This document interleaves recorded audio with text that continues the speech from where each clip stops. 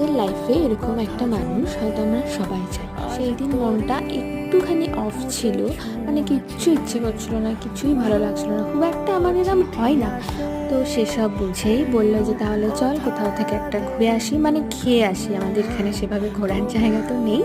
তো চলে এলাম। এই সাডেন প্ল্যানগুলো না এত বেশি আমার ভালো লাগে, এত বেশি মন কেড়ে নেয়। আজকে কিন্তু কোনোই প্ল্যান ছিল না সারাদিন, হঠাৎ করেই রাত্রেবেলা এরকম একটা প্ল্যান হলো। তো এখানে আমরা চলেও এসেছি, আমরা বসেও পড়েছি।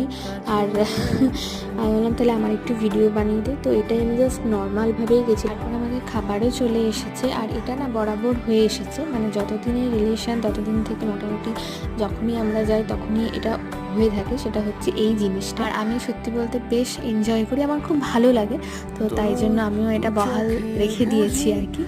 আর এই মুহূর্তগুলো, এই ছোটো ছোটো ভালো লাগাগুলোই তো আমাদের জীবনের সঙ্গে থেকে যাবে, তাই না?